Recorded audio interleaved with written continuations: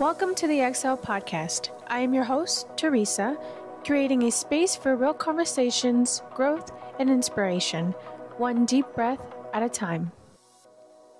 Viewer and listener discretion is advised. This episode contains discussion of sensitive topics that may be distressing for some audiences. Please take care while listening, and if these topics are triggering for you, we encourage you to prioritize your well-being. Nice to meet you. Nice to meet you too. This is a little bit exciting because all the other podcasts or all the other episodes that I've done, have been people that I've known, but you're one of the ones that I don't know. Yes. So I'm super excited to get to know you and really hear your story. I guess you can tell me a little bit about yourself for the audience to get to know you and so I get to know you, who you are. So I am Irma. I'm 27 years old. I just turned 27 in January. Oh, wow. The 3rd. And I'm a mom. I'm a mom to a 7-year-old boy. And I'm a paralegal. I'm a student. And that's pretty much it. Yeah. That's really cool because I was a paralegal before. Oh, really? Yeah. I was a paralegal for immigration. Okay. So what do you do? I do workers' comp. Oh, okay. I started off as a receptionist for an immigration just to fill it out, and I could not do it. It was too heavy. Yeah. Especially like with the Latin community, it touched home, and it was just like I can't. Oh, so I'm that's workers' awesome. comp, and I like it, but not long term. Not long term, just for now. Yeah. Just to pay the bills. Right. One thing that I want to know is when you hear the word growth, like what does that mean to you? So growth is ever evolving to me. It's like, I guess there's no stagnation and it's more like a lifetime journey. It doesn't just happen like, oh, I'm going to grow this year and then like you've reached your maximum potential. Right. It's like every single year there's something to work on, whether that's physical, spiritually, mentally, emotionally, or like being better at your job, being a better mom, being a better student, a better daughter, a better sister, a better friend. It's just like there's just so many areas where you can grow. So I feel like because there's so many areas to tackle and then you learn things every single year. The older you get, the wiser you get. There's just never ending growth. Yeah. Growth is always, growth is everywhere. I feel like a lot of people, they think like once they grow, that's it. Like once they grow out of a situation, that's it. Like they don't think that they can grow more. Right. And I feel like that's very important. I feel like we don't stop growing till the day that we, die, but we never stop growing. Right. So I think that's really important. Well, I also feel like growth is something you select to do. Yes. Because you meet a lot of people who are not necessarily focused on growth. Right. They don't understand growth. So I think it's more of like, is it coming out of you to want to grow? Right. And what parts you want to grow? Because you might be growing in the gym physically, right? Exactly. But you're not feeding the mind, you're not feeding the soul nor the spirit. So you're not growing any other part of your life. Exactly. Yeah. Yeah. There's not a lot of people that really understand the word. And that's why I want to include it in each episode just to make sure, people understand the word growth and that everyone grows no matter what it is and in any situation, because I feel like a lot of people kind of get stuck on their mindset. And like when I would ask them like, hey, like, do you want to be in the podcast? Like, have you grown in anything? And they'd be like, no, I don't think so. And I'm like, to me, it's so scary. Yes. Because it's like, I think that you grow no matter what it is. I think everybody grows in something. There's not one person in this world that hasn't grown out of something. But in order for you to see that, you have to really tap in. Like you have to look inwards. You have to look in the mirror, not just like on the surface level. It's like you have to be real with yourself. And there's a lot of people who either they don't want to or they don't know how to do that. Exactly. Yeah. No, that's very true. Now, I guess we can tap in. You said that you're a mom, right? Yeah. So how do you teach your son like about growth or really just life in general? Ooh, I don't think we've actually talked about growth, like the word itself, other than like, I mean, you're growing every day, like physically, right? Into like a little young man at some point. And his mind, we're always kind of like, or at least me, I'm always nurturing him on different topics and just letting him know like there's so much more out there for you to learn and explore and never stop asking questions about things. And like, we'll sit down at night and like learn something about the Bible or a scientific fact or like have curious questions about random stuff. And we kind of sit there and just like talk about it, and then we watch educational children videos, or we read, and we kind of like go about our conversations, I guess, of like never limiting himself. Yeah. But I don't think I've tapped into the spiritual part. I mean, I think he's too young for that still, but I feel like it will come at some point, like once he's a teenager and having like the growth spurts, and, you know, it's just teaching him social skills as he gets older. Yeah. Yeah, that's true. I mean, I don't have a kid myself, so I wouldn't know how to really get into that topic, trying to teach them about growth or teach them about life in general, especially at such a young age. But I think it's really cool that you already introduced him to these things, because I think it's very important at a very young age, to teach them like those aspects, like, you know, about God, or like if you're religious, or, you know, about how to be respectful, stuff like that. So I think that's very important at a very young age. Yeah, it's hard. I think being a mom, it's more of like finding the fine line between being a parent, but also being a friend. Yeah. And you have to be present with them, because if you're not present or actively listening to them, you'll miss out on a lot. It's like, I make it a mission to purposely know, like at the start of the year, who's in this class, and let me look at the list. I take a picture, I go home, and I'm every single day asking him a question. What new friend did you make? And I'll memorize who are his friends, who'd you play with at the park, who do you sit next to? And I'm like actively like engaging with his day to day, just to learn more about him, because there's a lot that happens like at school that I might not know about. And I do make an effort to tell his teacher, like, tell me if there's any problem or any like interaction that you're concerned about. The teachers are not going to reach out to every single parent if they have like 20 kids in the class. Exactly. So that's why I think it's more of like you as a parent's job to make sure that you know what your children are doing when they're out of sight, because they're one person at home, they're like the perfect angels, but then either they get influenced or they get misled or carried in. Like, you know, Nathaniel, he's 7, he'll easily just fall into the influence of someone else because he's learning to be a leader, independent, you know, with his friends. So it's like, you know, I just ask him, what did you play with at school? What did you do with it in class? Like, what did you learn? Did your teacher scream at you today? Like recently this year, I learned his teacher has like, I guess, stress management issues. And she like cried in front of them because she was so stressed, because she deals with like a lot of boys in class. And, you know, boys, they're hyperactive. They're very tough. You got to keep them active and you got to keep them on their toes. They're not like girls who are kind of like more manageable and more docile, and like, you know, they can just be entertained easily. So I guess she was just like a little overwhelmed because the kids are bad. They talk a lot, they joke a lot, and, you know, they're just boys. And I didn't know that Nathaniel was part of the class clown, but the more I get to know him now, I know that he thinks he's funny. So he like apparently makes everyone laugh. And I'm like, okay, but you go to school to learn. But yeah, it's just being involved and just truly like listening, even if it's like a small thing or something that they're watching online. It's like all of that plays into part of, you know, what they're taking, especially because the technology is a big thing and they're being exposed to a lot very fast. Like, he's already asking me, like, what did Diddy do? And I'm like, what do you mean? What did Diddy do? What do you know about Diddy? Like, no, I don't be playing Diddy like that. So it's like, how do you know Diddy? You know, but I mean, it's certain topics that you do have to kind of lay it down in a Barney style, but also being like very direct and very open for him to know, like, there's just people that don't do good things, and just making them aware and having conversations. Like, you can talk to them about anything, and I'll tell you as much as I can. But yeah. So is there anything that your son has taught you now that you didn't know before? Patience, girl. Really? Patience. Yeah. I have like a lot of siblings from, you know, both parents, but I technically grew up as like the only child because they're half siblings.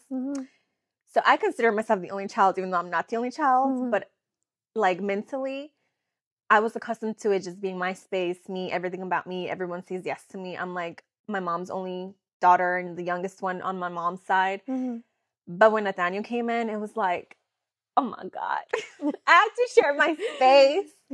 I didn't grow up with like small siblings running around the house, nor small little cousins. So when Nathaniel came around, everything was so new of like just being around a child that he really taught me patience in terms of like just tending to someone else that's not me and keeping him alive, second of all, because it's important. It's very important. Right. And then like third, the older he gets, just having patience with like the different stages he has. Okay. And like, I think a big part of that is like also finding the need to want to educate yourself as to how children function psychologically. Because like, I noticed that a lot of parents, and I'm not judging any parent because we all do the best we can, but a lot of parents do lose patience with their child like in the toddler years, and that's like a big thing where they're learning like development and emotional cues and how you respond to them, and that will eventually lead to the type of adults they are in terms of the attachment issues that they have. Yeah. And although it's more like a nervous thing, and like an emotional thing, and then it obviously leads into like an environmental thing the older you get and you learn like relationship dynamics. But in the toddler years, it's like if you're not nurturing or catering to your child when they're having a tantrum, even if it's like because they want something so small from a store, you're really neglecting an opportunity for you to like feed into them and teach them how to calm themselves down or how to react or properly communicate. Because a lot of the tantrums come from like them not having the ability to speak properly, to express themselves, or to even process their own emotions. Right. So it's like, girl, there was times that I had to stop what I was doing. It like, it didn't matter like what I was doing or the time frame I had. I had to dedicate 30 minutes to an hour just comforting him, talking to him, and like just teaching him how to regulate himself. Like, this is what happened. You need to talk to me. Like, you can cry, but you need to talk to me, and just teaching him how to speak. Yeah. He eventually learned how to, like, when something was bothering him, he would say, my heart hurts. I mean, my heart hurts, because I'm like, oh, okay, let's talk about it. But he knew I can say my heart hurts and my mom will listen to me and we'll like talk it out. Yeah. Now that he's like a little bit older, he's like really good at regulating himself. Nathaniel stopped his tantrums like really young. And now it's more of having the patience of like, mom, but can I do this? Mom, can you buy me Robux? Like, just that repetitiveness that it's like, they're just children trying to test you and kind of like push your limits. So you just have to have that patience. And I guess you never stop getting your patience tested, because then I'm assuming the teenage years might be a little bit more tougher, but I don't know. I've heard. Yeah. So I've heard, I don't know. I've never experienced, but I've heard it gets intense. Yeah, it gets I'm a little scared. bit I have like, what, 4 years to go? Yeah. Oh, yeah. So I'm like, That is true. It's not that far away. Yeah, it's close. So, like, with all of that, did you learn all of that while like becoming or being a mom, or did you learn that before? All the patience and everything, it was during. It was during. It's Okay. during. And you have to, well, at least me, you don't have to do anything. First one, I don't have to do anything. But like for me, like I noticed I had to really like tap in even more who I was at core in order to show up as a mom, because I can't sit here and preach without like executing. So if I'm trying to teach Nathaniel like patience, I need to learn patience. If I'm trying to teach him how to process his emotions, I have to learn how to process my emotions. Right. And I really, really like sought out more help from like a therapist when he hit kindergarten, because I realized there's a lot of areas that I needed to heal. And there was a lot of stress management, like things that I was lacking on. Yeah. Like in the morning, waking up for school, the fact that I was screaming at him, like, hurry up, we're late, blah, blah, blah. And kind of making him start off his day on a bad note because I was making us late. It's not his fault. It was mine. But because I was so stressed, I didn't know how to manage that. And I had to really sit back, and it's like, it's not fair that he's going to school, getting yelled at by mom in a rush. I'm altering his nervous system already, and it's like 7 a.m. because I can't control. Even if I am running late, I have no reason to be screaming at him to make him rush, because if you're late, you're late, and that's it, right? Yeah. So that's kind of when I realized like that I need to like work through it. And I mean, I guess the reading part and kind of learning more about it, it's like you have to like find the help while you're going through it, because every child is different, and every child, you know, has different needs, and it just depends like what your home environment is like, and what you and like the father are like, and you know, the type of information you need access to. Yeah. Yeah, I'm not prepared for all of that. I mean, I feel like nobody really is at the end of the day, and I think that like how you did, you learn as you go. So I think for me it's a lot to learn, but I think once I get to it, I think I'll be able to like manage it, because like, you know, you did it as you went. So I think it's possible. Some people do say like, oh, you have to wait until you're prepared to have kids and all this stuff. And I feel like there's really not a time when you're prepared. There's really not a time when you're ready. I think you just, whenever you're, I think more important for me is like financially, if I'm financially ready or at least decent, I think I'm like, okay, let's go. Like I think I'm okay with being able to prepare myself to have kids, but I think at that point, I feel like it's just you can't prepare yourself mentally. I think mentally every kid's different, like you said, so every kid is gonna teach you something different. Yeah. So something I've heard from other women is that the first child is not going to be like your second child, and your second child is not going to be like your third child. So even if I think I got this mastered down now, I'm like scared to have another one because I'm like, what if my other one comes out worse? But what if it's easier? But then it's like, I don't know. Nathaniel is probably as easy as it gets. So I don't know.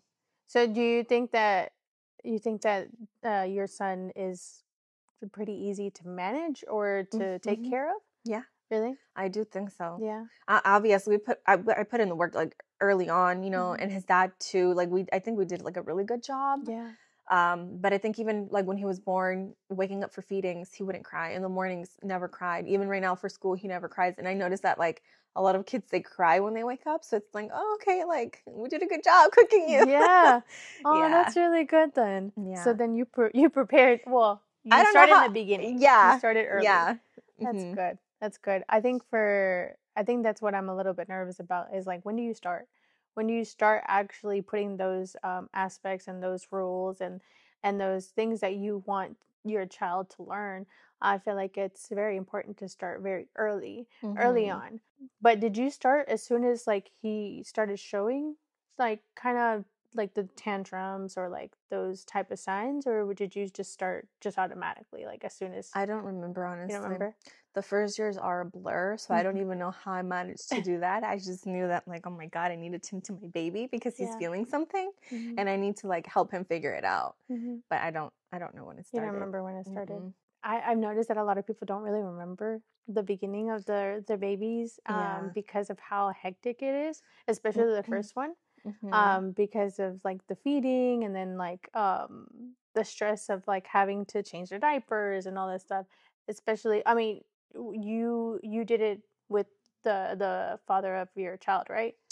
I mean, actively, yeah, we were both engaged. Yeah, that's good. What is something that you show him? Because I know that you mentioned that you also had your spiritual growth as well. So what's something that you teach your child in that aspect? Like, do you teach him to pray or? Yes, we do praying. So he knows if he's really, really scared or if he's like sick or something or he's worried, he's like, Mommy, can we pray, please? So that I can feel better. Mommy, can we pray, please? He like, any concern he knows, like, don't carry it, let's pray it and let God handle it kind of thing. Or if he's scared of the dark, it's like, yo con Dios y Dios conmigo, like I'm with God and God's with me. So he knows of like having that part of like, you don't have to carry so much around you if you are scared.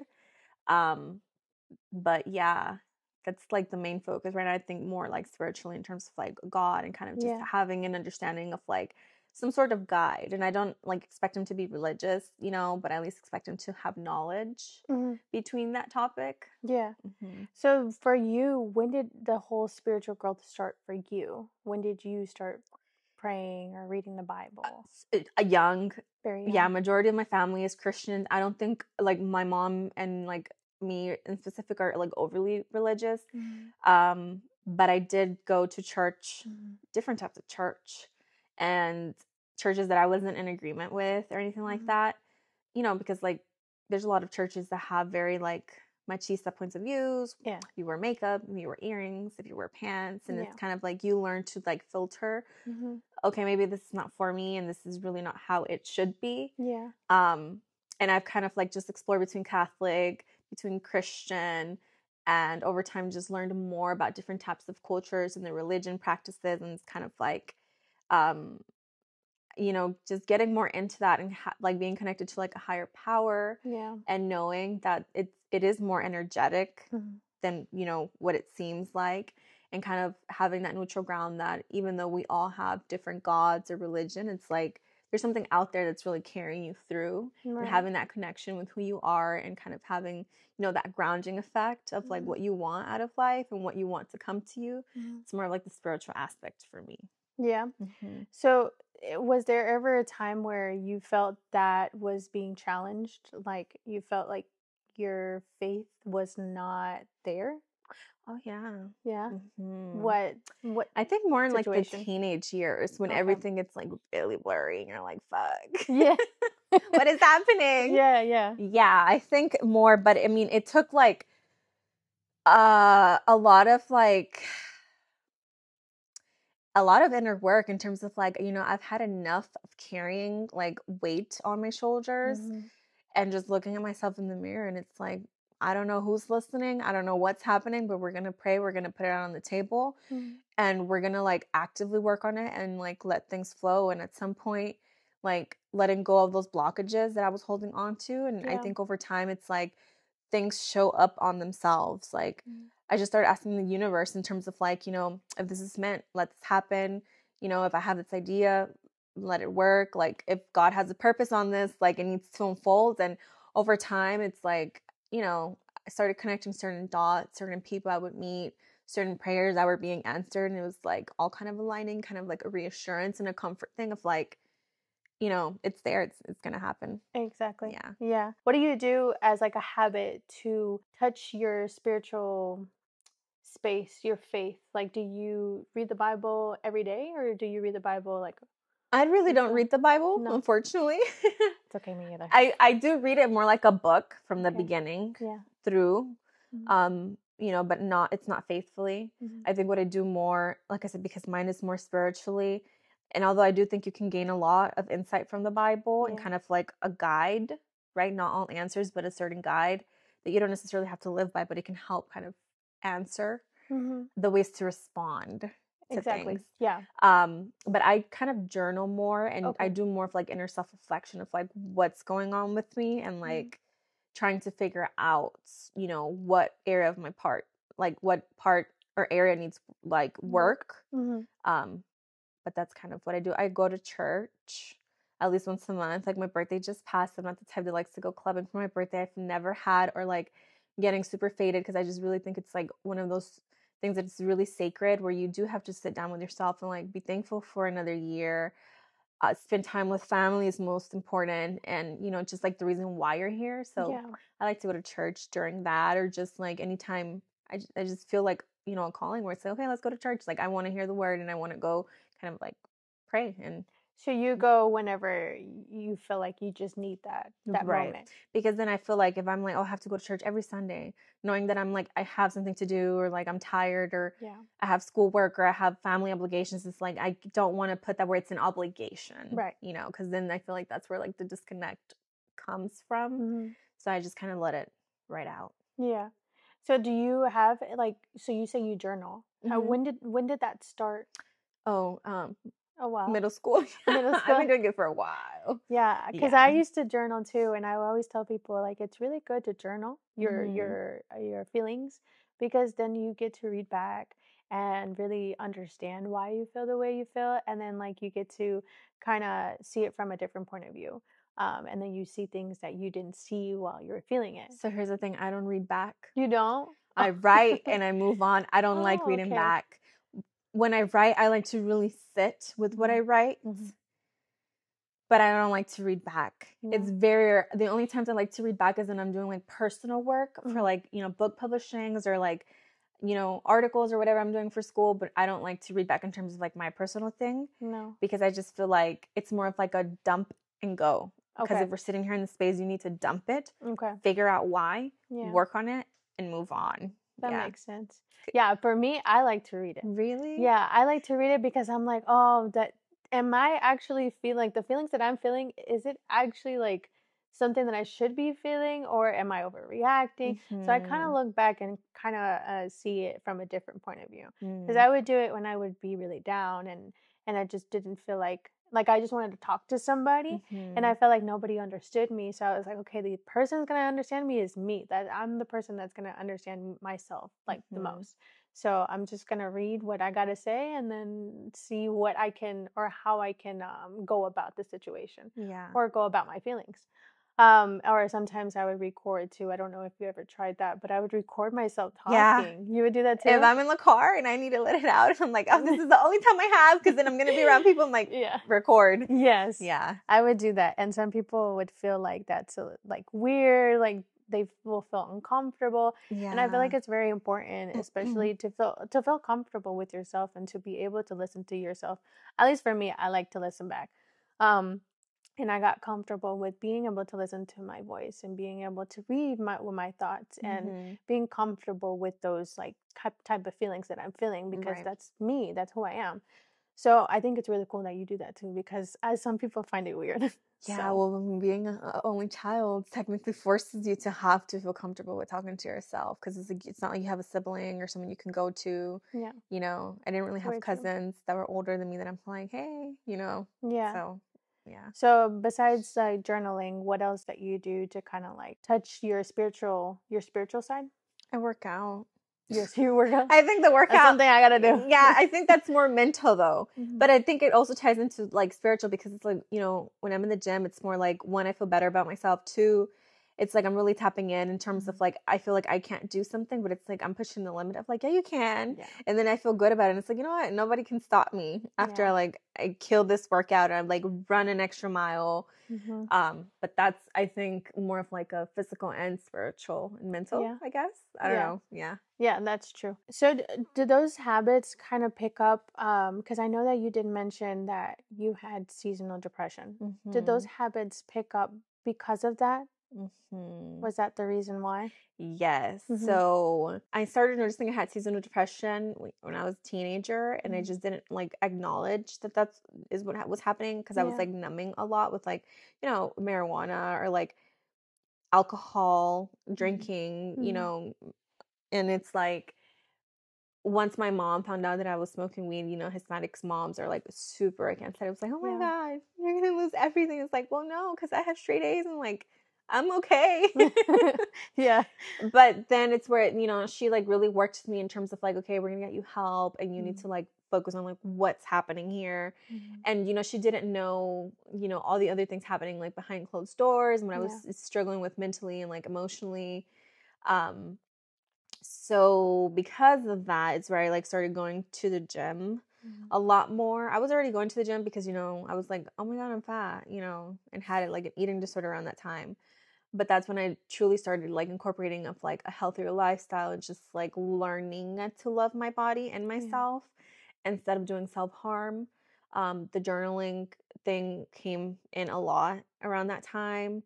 And just like over time, just focusing on like what is going to get me to feel better than to feel stuck in a hole, because that seasonal depression hit hard to the point that I wouldn't want to come out of my room. I wouldn't want to go to school. I didn't want to talk to anyone. I didn't want to eat.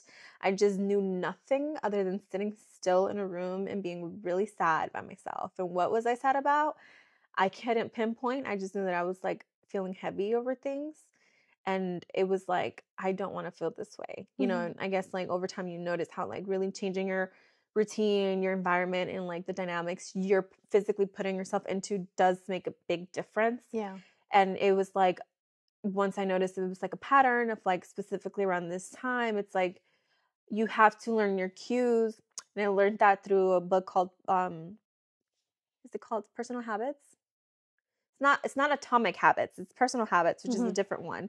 Kind of similar, but it basically just talked about recognizing like your cues of like, there's something that triggers your brain to fall into a cycle. Not necessarily just with depression, but with any bad habit that you developed. And that goes for alcoholics, that goes for people who are addicted to gambling, that goes to people who are addicted to chocolate, to something, to shopaholics. There's something that triggers your brain, and until you don't identify what's triggering your brain, or for you to recognize your own cues, like, oh, I'm slipping, you will always keep falling into those habits. So once I learned that, it's like, you know what is making me feel this way, and what can I do to like be proactive before we even hit that mark? So I already know, oh, my room is starting to get messy. I'm starting to get overwhelmed. something is happening where I'm running out of time. It's like something's happening here where I need to act. I need to go to the counter, take some vitamin D. I'm like, I need to wake up earlier. I need to go to the gym to spike up my dopamine. I need to do something. I need to stay away from alcohol because that's more of a depressant. And I obviously I'm going to like keep turning. So it's like just being proactive, I think, is what helps tackle seasonal depression. But it's hard. Yeah. Like it's easier said than done. And I think it took a lot out of me, and it took a lot of years to kind of get myself out of that funk to where it's like I have better control now. Yeah. So when did the seasonal depression start? Oh, forever. It's always been a thing. I think it's always been there. I think it was always there, but it just progressed worse as like, you know, the hormone changes, and I was a teenager, and it was like I just didn't have the resources or didn't know how to respond or anyone to talk to. Yeah. And then I wasn't happy about like the self-harm and the actions that I was doing towards myself. Yeah. Yeah. So it's always been there. Yeah, because I never really knew that a seasonal depression was actually a thing. Yeah, because before I experienced depression myself, I didn't believe it. I didn't think it was real. Like a lot of people, a lot of people don't. Real. Exactly, a lot of people don't think it's real. Especially, I mean, I don't want to hate on my people, but especially Hispanics. Right. With my mom, like she never really believed in therapy. She never really believed in depression or anxiety or any of that.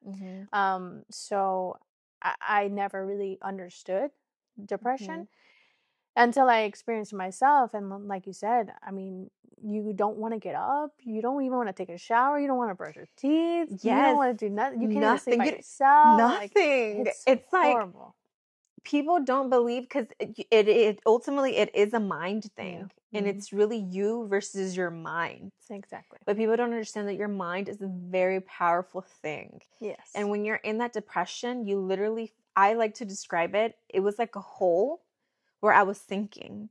And like in the beginning of it, you still have grips of the outer hole, but the more you sink in, the less you see the way out. And if you don't know how to pull yourself out there from that invincible string, like you will fall. And it is a mind versus you thing. And it's like, you have to fight yourself. You have to fight yourself. If like, do you want to be here forever? Do you want to be stuck here forever? Like, what do you want to see change? Because when you're first starting, it was like brushing my teeth was the starter and making that a habit every day. Wanting to just say hi to people. It's the start. Just try to fake it till you make it and say hi to people versus being like so hyperactive of like, haha, this is me. When in reality, it was like I was dying after I would go home, from being fake happy around people. Yeah. Yeah. Because I remember for me, I couldn't sleep by myself. Oh, really? Like, yeah, I had to sleep with my siblings or I had to sleep with my parents. Like, I was at that state. And that was a good like analogy where you said like you're in a hole and you feel like, or you're gripping on it, you're gripping on the edges, but then as soon as you keep sinking, you can't feel it anymore. But it's you have to find a way to pull yourself out of that hole. And it's so true. Like it is your mind. You have to really like beat your mind because your mind is a very powerful thing. It's a very powerful muscle. And I mean, your brain is a very powerful muscle, and your mind is just like very strong, and it really makes you like see things, hear things. It will make you do stuff that you just never thought you could. Yeah. So yeah, definitely, I felt that, and I definitely, I didn't think about the whole thing, the whole analogy. I think that was really good. Yeah. Good way to explain it. Well, after writing so long about it, you're like, you kind of learn how to explain the situation of where you're in to just let other people know kind of like what it feels like. Because I have a lot of people who are like, depression isn't real. That's made up. You guys are just weak, or like, people back then didn't get depressed and blah, blah. And it's like, no, people did get depressed, but then that's what you end up with a lot of tios and tias or uncles who have like really bad alcoholic problems or anger issues, or they don't know how to talk to their children and their children ends up repeating the cycle, and then everybody's just ignoring it. So it's like, it's a very real thing. And like, thankfully my mom was very like a key element to everything. She didn't know how to talk to me about it. She didn't know how to educate me about it because she knew very little about it, but she at least was a big, big part in taking me to therapy. Okay. Driving me to the gym at 2 a.m. whenever I couldn't sleep because I didn't have the thing to numb me and I was just going crazy, and just kind of like being very understanding to like what I was going through. And I think now when we talk about it, it's like more of an open space where I can talk about it with my family. For my little cousins who are going through like their hormonal stages and depression and similar things, and it's more of like a thing where we can talk about it, and it's not something where they shy away from and they want to know more about. So I think it's pretty cool that, you know, at least in my family, we're on that stage now. Yeah. So you said that you had things to numb you. Were there habits before? Like smoking marijuana. Okay. Yeah, Yes. or like just socially drinking with my friends. Okay. Yeah. So those are the habits that you would fall into. Yeah. Sleeping before. until like 2 p.m. I mean, you know, depression stuff. Yeah. Yeah. That sounds about right. Yeah. You're saying that you are now open enough to be able to talk about it, and that you went to therapy, and that your mom would drive you like to the gym. I think I feel like everybody needs, especially if you're in that state, you need someone there to carry you. Because even though it's us against our mind, I think we still need that person or someone to at least help us, or at least hold our hand. But we have to pick ourselves up. Yeah. Because I noticed that a lot of people, like, we want to help people that are going through that. But they need to help themselves. They really want to they need to have the mental, what's it called? Mental stability to want to get there, to want to grow. Yeah. I think it's more of a mental strength. Yes. And at the same time, I mean, if you're a girl, I don't know, I can only talk to the girl demographic in terms of identifying with this, but it's like you have to respect yourself enough and love yourself enough to like catch a grip. Because if you expect somebody else to come and love you and respect you, if you're not respecting yourself when you're in that hole, nobody's going to do it. So it's like if you expect someone to meet you at that same level, I'm sorry, but like nobody's going to love you like your parents, and nobody's going to be there. It's just you. And at that point, you have to teach everyone else how to do that. And you just have to respect yourself. If you say, hey, I want to change this, and you're not doing anything about it, you're not respecting yourself. Exactly. You're not loving yourself. So don't expect anyone to come and do the same for you. Exactly. Yeah. And I think a lot of people kind of expect that from other people. Like they feel like, not a lot of people, some people, at least from or people that I've known, they kind of expect others to solve their problems or help them. But really, at the end of the day, that's all your work. Like you gotta, like you said, you gotta really love yourself to be able to get to that point, to be able to help yourself. At the end of the day, it's not easy. Because you know I've been through it, so and you've been through it, and you can say like it's definitely super hard to be able to get out of that state. But you gotta, like you said, love yourself enough to be able to grow and to get out of that state. And if you want to be better, if you want to be happy, like you gotta want yourself to be happy. You gotta want it. So definitely it is challenging. It's challenging, and a lot of people need to realize that sometimes to be able to get out of it. Yeah. But it's definitely hard. And I feel like if you are in that hole, I mean, use your resources, you know, and it's like everything is on the click of a button. You don't even have to drive to a therapist. You can do it from the comfort of your bed and seek help. If you like, even now, I feel like when I am falling into seasonal depression, like just a couple months ago, I was falling into a mental clog where I was highly sensitive over anything, and I wasn't necessarily being honest with my friends about what was going on, because I'm like, you know, I have everything together, and I'm a mom, and I'm always busy, blah, blah. But in reality, I was dying for a hug, for human contact. And as someone says, oh my God, it's so weird to ask someone that I want a hug. But it's like, I was so afraid to be so vulnerable, where it's like, I just need a hug, and I need to cry, and I don't want to talk about anything. I just need it. And at some point I was like, you know what? I'm holding myself hostage. I'm being like my own victim for like holding on to something when it's not fair to me. And I have people who love me. And I'm telling myself that nobody's going to be there for me, and nobody's going to understand me because I'm telling myself that. So I just sat there on my bed on Monday afternoon, because I was like literally wanting to cry in the middle of work. It's like the fact that I can't function at work because I have this like clogging in my mind, and my like feelings is too much. I just dumped it out towards my friends, to like anyone I can. I'm like, okay, at this point, copy paste. So whoever's going to call me is going to call me. Yeah. And it's like just having that, and then crossing that border, and just using my resources, and, you know, them holding me accountable. Like, are you going to call your therapist on Monday? Are you going to go to therapy? And I had a friend follow up, did you go to therapy to that appointment? just having that accountability space and people who love you, even if they don't know how to guide you at that time, it's like, use your resources and don't be scared to just tell people, hey, I need help. I need help and help me, in something. Yeah. Yeah. Yeah, I feel like we need people like that. I feel like it does help a lot. It helps a lot because it makes you feel like, oh, like somebody, even though you know that they love you or you have people that love you, you still need that reassurance in a way.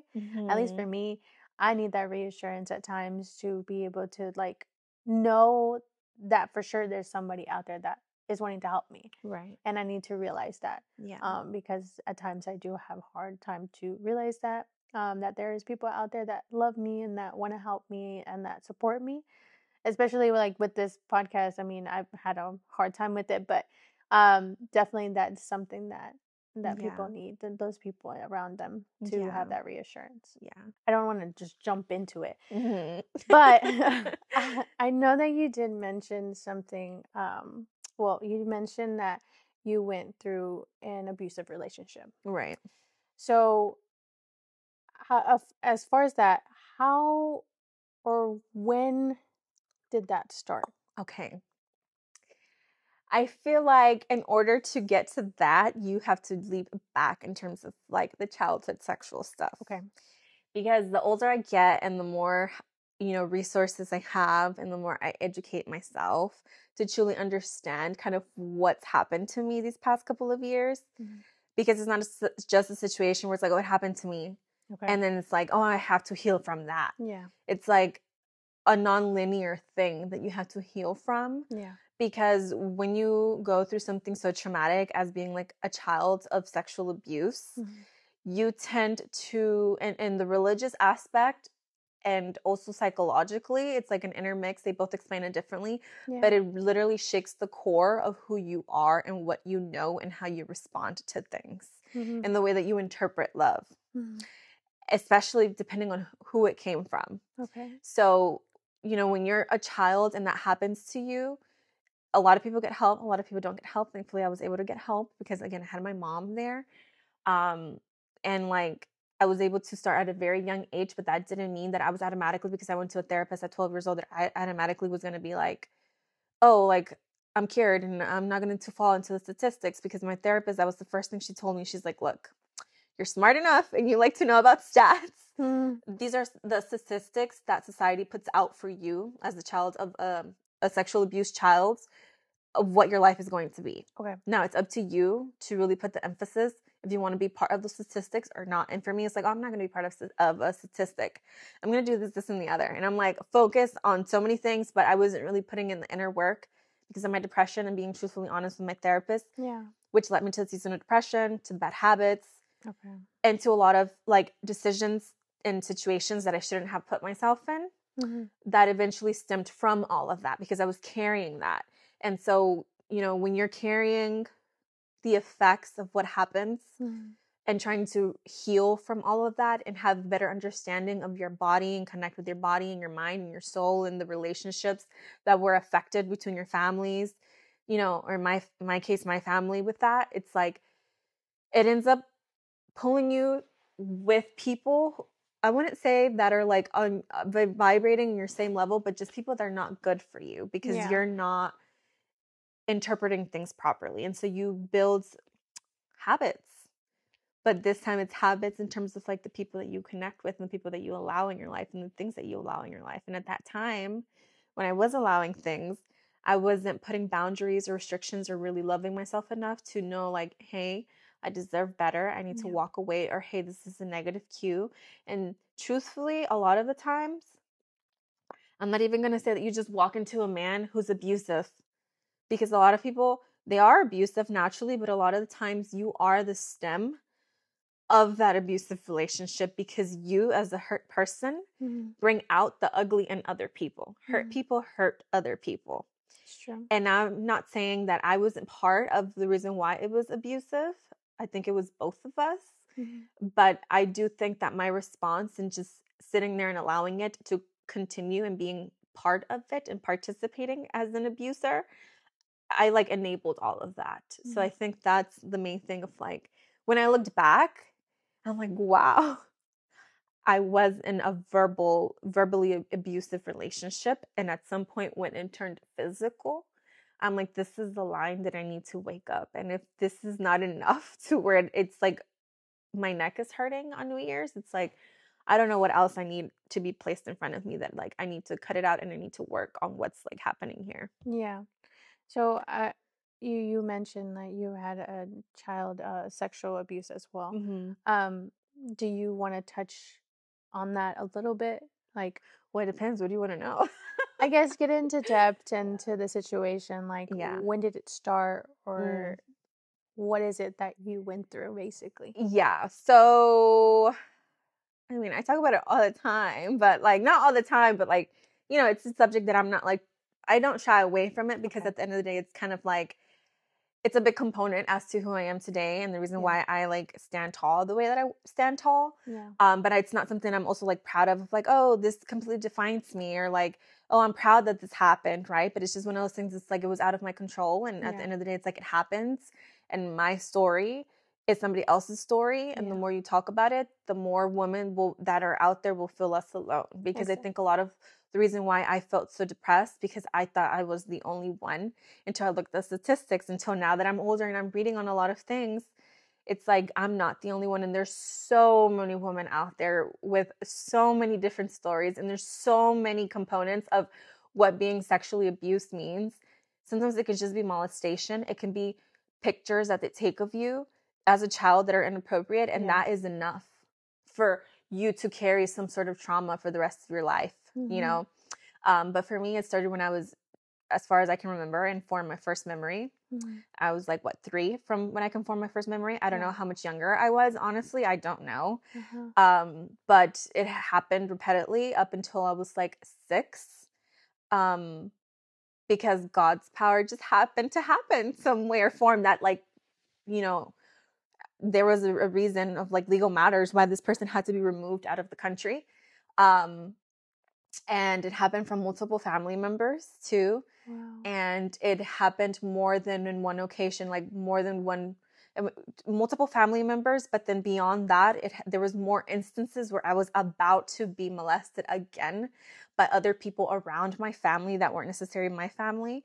But at that point, even though I was still a child under 7, I was able to know, like, oh, this is going to happen again. How do I get out of this? Yeah. So I was always in that constant like fight or flight situation, even before I was like 7. So it was kind of like I carried that. I never told anyone. I like developed anger issues, and that's kind of how it stemmed to me needing like therapy, because it got out of hand to the point that I could no longer hold things in, because it does take a physical toll on you, Mm-hmm. and your body keeps count of stress, and that's a part of stress you carry. Yeah. So, yeah.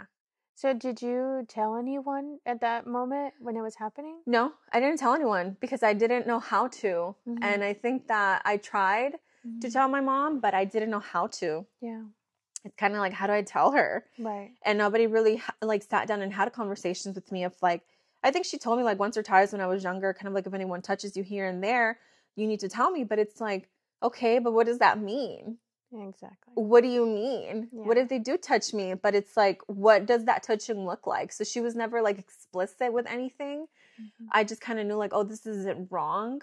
I'm sorry, this isn't right, and it's wrong because it felt wrong. And it's kind of like, I just grew up with a lot of confusion growing up, and like everything. And it wasn't until I was older that I like knew exactly what happened to me. Mm-hmm. And when I like figured out the pieces of like the people who did that to me weren't supposed to do that to me, where it's like it hurt more. Yeah. Yeah. So when was the moment where you had gained the courage to tell someone? Oh, I told my friends at school. Oh, so they were the first people that found out. Yes, they were the first Okay. people that found out, and one of them had told another boy, and so I got into a fight with her Oh. because I was upset that she said something so personal. Yeah. And because of that fight that broke out in school, I was forced to tell my administrator what happened. Oh my God. And that administrator basically had to force my mom to put me into therapy and press charges on those people that did that to me. And because of that, it was like a mandated thing of like, if you don't send her to therapy and make sure that she's in a safe environment, like, we're taking her away type of thing. Yeah. Oh, wow. Yeah. So was that still at the time that was happening, or was it No, it after? had stopped It had already stopped. by then. It had stopped, but I mean, I was still carrying that. Yeah. Wow, that's crazy. You didn't Yeah. even like, it wasn't even your mom that you told first, it was your Mm-mm. friends. Yeah. At that point, I couldn't do it anymore. Yeah. And the only reason I think I did is because one of my friends, she was very like depressed. And I'm like, why are you depressed? Mm. Like, tell you, I was just like picking at it. And at some Mhm. point, she opened up and I'm like, wow, that happened to you too. And that was like the first time that I like Oh, connected of like, oh, I'm not the only one that wow. happened to. So your friend was also going through the same thing that you Something similar happened to similar. her. Yeah. Oh, that's crazy. Hmm. Oh my God, it's so sad to hear that these kids, like kids, have to Hmm. go through these type of things. Yeah. And statistics say that it's, what is it? Is it 4 in 5 people or 3 in 5 women, I think, Mm. that go through that. Yeah. That's crazy. Yeah. So after that, um, how did you deal with it? How were you able to cope with that? Or is it still, did you just find a way to get out of that, or So get out of what? the mindset or the traumatic Yeah.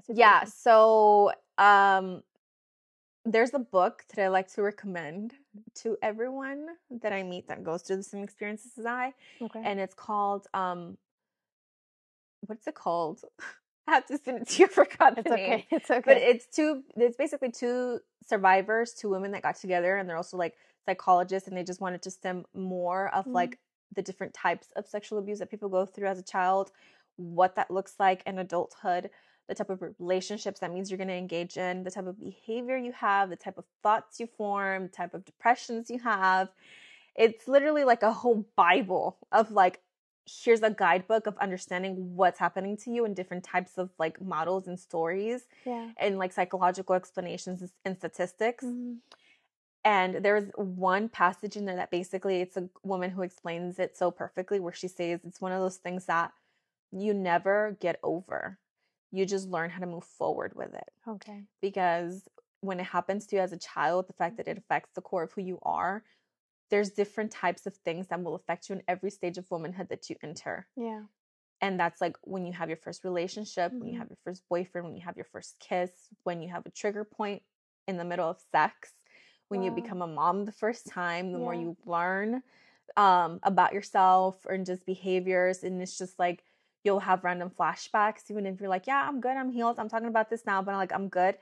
There's random times where I'll just wake up because I have a nightmare, and then nightmare will like carry me in like a very ugly funk, and Mm. I'm like depressed for a whole week and sometimes 2 months. And it's like No. you never really move on or end it. Okay. But it's finding the balance of not allowing that to dictate your day to day or your life or take over of what happened to you, because ultimately it's like you have to learn how to tackle those emotions and work through it. And it's more of like not just forgiving the person, but physically learning how to release those emotions, because your brain is a powerful muscle, like you said, and a lot of the time your brain tries to protect you by numbing a lot of those areas or making Yeah. you forget. And a lot of these memories are like blurred visions or or memories that you just don't remember. Yeah. But they resurface,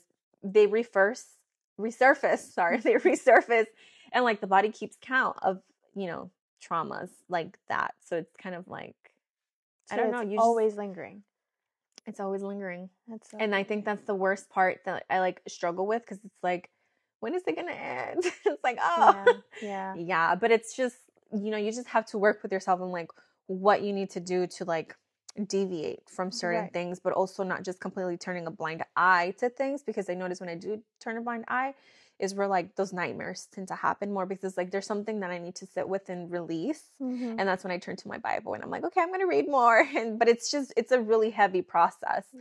And I think, I'm not saying like go find circles of like other girls who were sexually abused as well, but when you have friends who have that similar thing, Mm-hmm. they're more receptive of like understanding that I just need company Yeah. and I just need a hug. And it's just like, hey, can you just call me to distract me while I'm like cooking chicken or something? Yeah. Because it's like having just girls who are just more empathetic to that, it's what helps. Exactly. So you said that that was the reason why you fell into an abusive relationship? Yes, Okay. because you form patterns. Yeah. You form patterns of how you interpret love, Mm-hmm. and also the way that you react to things, Mm-hmm. and just you self-sabotage so much. And sometimes it's more of like, because you are in a flight or fight situation, Right. you're not receptive to healthy love, and you don't know how to open yourself to that. Wow. So it's something that I've like, once I pulled myself away from that, I had to sit down with my therapist and like really sit down in terms of like internal dialogue. What does my internal dialogue look like? What does what I want look like? What does set like a safe love look like? And what type of attachment do I have? And at that time, I discovered I had avoidant, anxious attachment, which is basically disorganized. Because there's secure, there's anxious, there's avoidant, and then there's disorganized. And the most hectic one and hardest to get out of is disorganized, because it's like you have all of them, where you don't feel secure with opening to someone. You feel anxious when you open to someone, so then you pull back, and then you're avoidant too, where you're very dismissive. Like, you might be telling me how much you love me and how much you like me. I'm like doing all these great things, but I'm avoiding you. And although I like you, I'm so anxious that I can't do anything, or I'll pull away. And it's like, you're just all over the place. And I might show you I love you this week, but the next week I'm gone. I'm like, I can't. I'm ghosting you because I can't. Yeah. So it's like just being able to identify like what you're receptive to, because you have to pay attention to who you are and kind of like what the type of people you allow in, because it starts with your behavior patterns, right? Exactly. And so like once you identify these cues, you're able to actively work and read yourself and your responses, and just give yourself grace when you are going through this. And also, if you do come across someone who is mature and open and receptive and wants to know about these things, kind of like allowing space to open up of like, hey, this is my attachment style. Can you take it so that you can also understand where your partner is at, or this potential partner is at, and kind of just working through, you're like pouring all this love to me, like, what's my reaction? And it might not happen today, but it might happen next week, where I'm like telling myself, oh, like, this might not be real, or like purposely finding a red flag, because then it's like, what is defined as a red flag, right? Because sometimes you're like, oh, nowadays anything is a red flag for people. Yeah. And people don't know how to see green flags, and vice versa. So it's like having to work through all of that. I think it's the main thing. For me, I've never really knew what my attachment, or what was it again? Attachment style. Attachment style was. So you need to send that to me, Yeah, because I'll I send it need to to you. know. Girl. I need to know, and I think it is very important to know these type of things, because there's a lot of trauma. I feel like everybody has some sort of trauma. No matter how good your life is, I feel like there's something that you've gone through that is in the back of your head all the time. So that is something that I feel like people need to know. And it's very important. Yeah. Especially going into a relationship. I mean, like, having to get into a relationship with somebody else, and having to learn somebody else, and having to, learn about their attachment style, or even their love language, like having to accommodate to them, having to compromise, and learning how to basically love is very important. And I feel like that's something that you need to learn about yourself in order to be able to learn about somebody else. Yeah. So I think that's very important. Now, like, for you, when was the moment where you realized that in the relationship, like, that it wasn't working out? Like, it was something that it was just turning bad or going south? When I just genuinely wasn't happy anymore. Yeah. And I was tired of like this repetitive cycle of like love dumping and love bombing, and then it going back to the same thing, to the point where I really noticed it once we broke up once. And I'm not gonna lie, I moved on really fast because I was like very vulnerable, and you're more bound to get into a relationship when you are at your most vulnerable time. And I noticed that I had anxiety over any small thing, just because I was sharing space to get to know someone new. And I'm like, the fact that I can't even allow myself to share space with someone new because I have anxiety over my partner, that's like, this is not okay. And it's not healthy that I'm feeling this way. Yeah. And then I took a family societies class in college, and there was the topic of abuse that came up. And this specifically, she was an advocate for homes where a woman can go when they're in an abusive relationship seeking a way out. And she kind of like gave the stats of how long it takes to get out of an abusive relationship. And majority of the women are not able to break the cycle until after 7 years.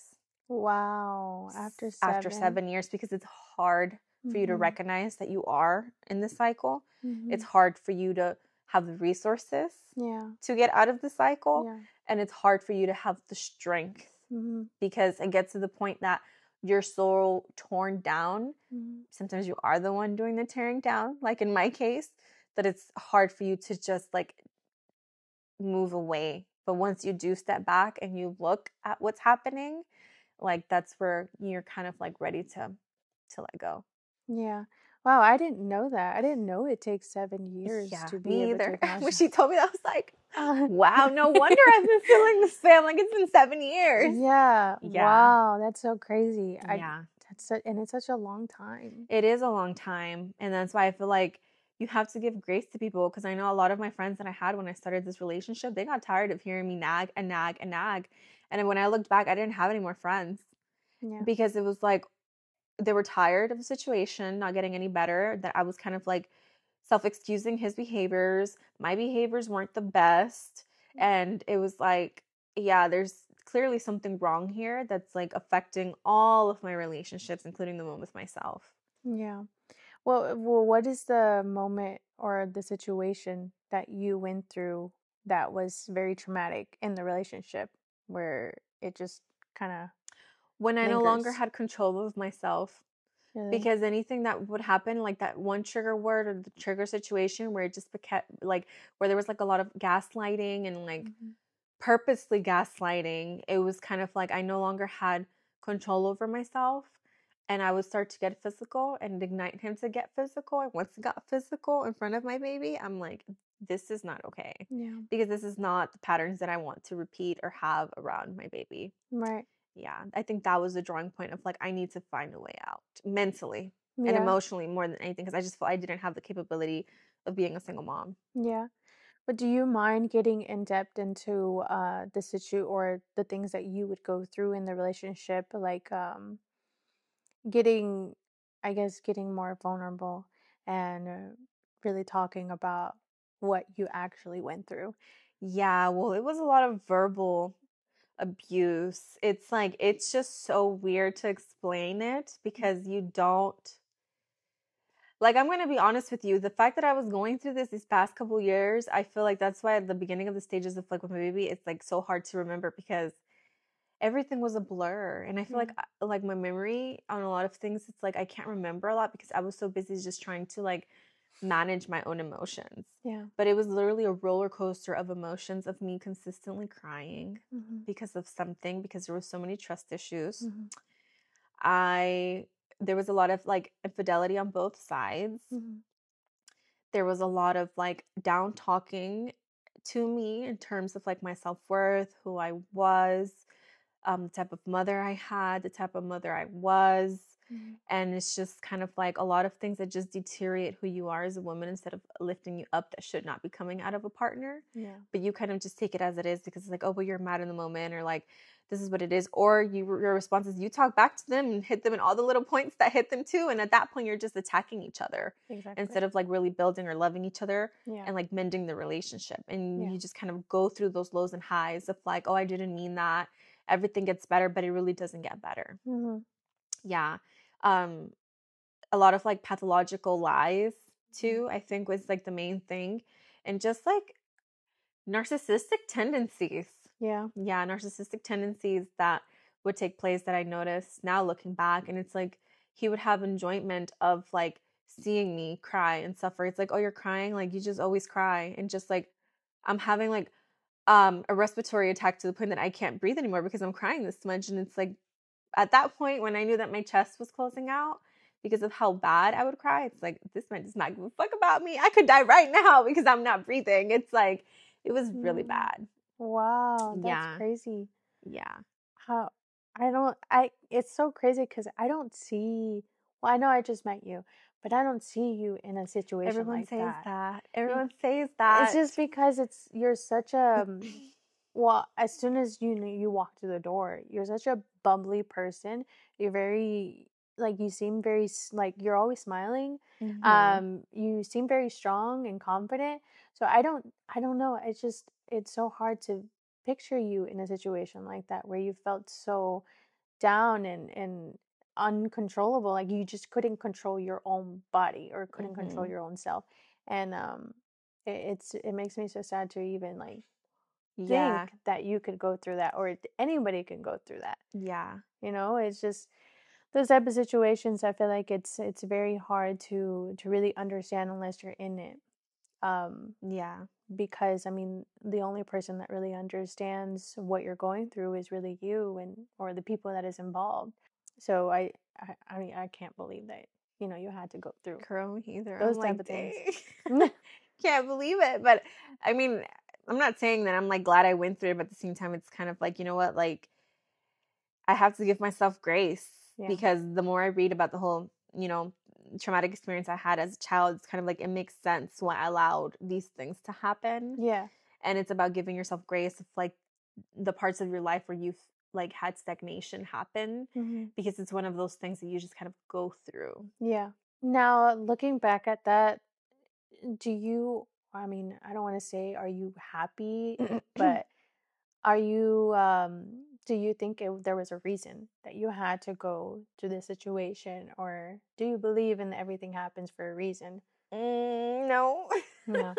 I do believe everything happens for a reason, but am I happy that I went through it? Absolutely not. I don't think that, and I don't wish to any of the people I love or even that I don't love for Yeah. them to go through a situation like that because it's really like it breaks you down to the core. Yeah. And like it takes a lot to pull yourself out of that. Mm. But like it literally took to the point that I had to stop everything that I knew and like participating in all the habits that I did, whether they were good or bad, and really like reflecting like how does this make me feel afterwards? How is this contributing to myself and what am I allowing and in my life? And I feel like now it just puts me in a position where it's harder for me to allow people in.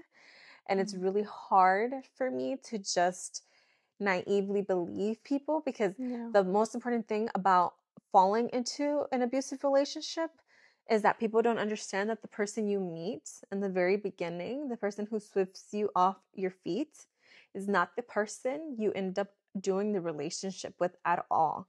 And the way they present themselves to other people around you is someone completely different that meets you when those doors close. Mm. And it can be something so small to the point that in front of my family and friends, you will never call me the B word.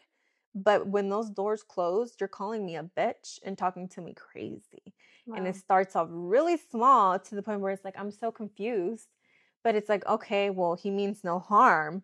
And then it progresses over time. And once you realize how it's progressed, it's like you're so deep in the hole and so dependent emotionally on this person. And when you're someone like me who just wanted to feel the feeling of love so bad and you have a child with this person and you have this belief of family dynamics, it's like, what the fuck do I do now? Yeah. Like you're in it to the point that it's like I needed my whole family. I'm talking Mhm. about every single woman in my family when I hit my low point Mhm. was in my living room pouring into me and telling me the words I needed to hear so that I could walk away. To the point that even my cousins, my male cousins, they were like, enough is enough. You need to know when enough is enough because it's like, we're tired of telling you the same thing. He's never going to change. And you don't deserve to be calling me hyperventilating, crying over something so small because he's doing this on purpose. Yeah. So it's like, yeah, drawing boundaries is very important. And you're learning to draw boundaries as you go. Going back to your son, how do you deal with him not going through what you went through as a child? Well, I think like it does, like I said, it takes open communication with who you're having a child with Yeah. for them to really understand where certain restrictions and measurements are coming from. And like, with me and his father, it was a very thorough understanding of like supervised and restricted supervision as into who could take care of him. And it's like, to me, it's like, I don't care if it's the uncle. He's not staying alone with uncle. He's not staying alone with my aunts or my cousins. He's just not doing that. If it's not me, you, or like grandma who's taking care of him since he was a child. Yeah. Um, that's like number one, because I mean, children are just very vulnerable, and also having him understand what's okay and what's not okay. Yeah. And like, I just feel that children are very easy to read if you pay attention to them too. So that's why, like I said, it's very important to like just talk to them every day, and you're gonna pick up on your children's like language cues. Body language is most important, and like recognizing cues, you know, that maybe your parents were not educated on, couldn't pick up on you. But even like behavioral issues, secluding issues, like you'll notice when a kid is not being themselves. And if you get you spend the time to get to know your child, you know when something is wrong with your child. Right. Because I don't have to even ask Nathaniel to know when something is wrong with him, and I'll sit down and talk to him like, hey, what's going on? And I'll like figure out a way to like get it out of him. Yeah. So I think that's like the most important thing, just knowing your child, being around your child, which is why being present is important. Educating him on the topic, like he already knows, not necessarily by detail how you have children, but he knows that there's certain activity that goes on, right, that he'll learn as he gets older when I explain it to him. But at the same time, he knows that there's certain things that it's not okay for people to have him do, and kind of like what that looks like. Yeah. And I question him. I like make him vulnerable, and I always ask him like eye contact, straight up question: has anyone touched you? Has anyone made you uncomfortable? And I question him about people around him. How do you feel about this person? What do you play with this person? What do they talk to you about? Or when you see like someone wanting to give him gifts, why is he giving you gifts? What does he promise you? It's kind of, because it's kind of like you just have to like have a hawkeye with your children. It takes having a hawkeye in order to like prevent these things. And I'm not saying it's going to be perfect, because some things do slip through the cracks, but like you do have to be there 100%. You have to be nosy. Yeah, you have to be nosy. Yeah. I didn't, I guess for me, I never really thought about having to talk to my child about those things, because I personally have never gone through that. And now that you say that, I'm like, okay, I have to include this to my children, because it's something that is important, and it's something that kids do go through. And there's kids that don't know how to open up or don't know how to talk about these things. I mean, like what you went through, you weren't able to really speak about it. And it's something that is very important, and it's something that happens way too often. And it's very sad on how often it happens. And usually it's the people, your family members, the people around you. And that those are the people that you're supposed to kind of be comfortable with and feel safe. Feel safe around. And it sucks that you're not able to do that, and it sucks that kids have to go through that. Right. I guess we can wrap things up. But what is something that you would tell someone that's listening out, like in the audience, someone that's listening, what would you tell them that's going through the situation with child abuse, or have gone through it, or is going through an abusive relationship? What is something that you would tell them to help them out of that? Well, I don't know. I think that's a tough one, but I think overall it's one of those things that's like remembering that you're not the only one. You're not alone. That there are resources and answers out there, and that it doesn't have to be this way. There's always a change. But it takes a lot, and it's a cycle that has to be broken. It can only be broken through you. And at the end of the day, if you're going through trials and tribulations, it's because you are strong enough to pull through. Yeah.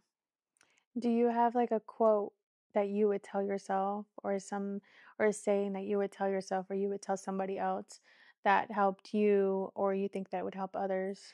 Yes. It's from my Bible. The Bible that I tell you that I read. Yeah. There was a quote there that talked about, and I can't remember it from word to word, but it talked about the fact that you want to change things around and really heal from the inner core means that you're accepting the fact that you're reincarnating in life itself while you're alive, and not waiting for reincarnation, because that's really what it feels like when you want to heal and move forward and really change everything that's been taught and known and programmed in you. You have to reincarnate 100%. So you have to feel comfortable, because reincarnation and growth, it's uncomfortable. Yeah. And you have to go through the ugly. You have to go through the process, you know, where it hurts and you can't function and you can't get out of bed, because there's times that like it's going to happen where you just cannot socialize because you need to digest it. And until you don't allow yourself to really sit there and feel and release, you're not going anywhere. So you got to make a stop and shed. Wow. Yeah. Why is it that you wanted to tell your story, or what made it? I just feel like it's one of those things that's like, I'm not ashamed of what happened to me. It's my story, and it's one of those things that I don't walk around and like publicize everywhere, but it's one of those things that it's also like, I know in my heart that there is someone out there that needs to hear it, or just identify themselves with something. Yeah. And I just feel like, why not? Yeah. No, well, thank you so much for gaining the courage to talk to me and to contact me and to want to be on the podcast. And I really appreciate that. Yeah, no, thanks for having me. Yeah, I really appreciate it, because there's a lot of people that, I mean, they don't find the courage to be able to speak up and be vulnerable, Right. especially in front of a camera. Right.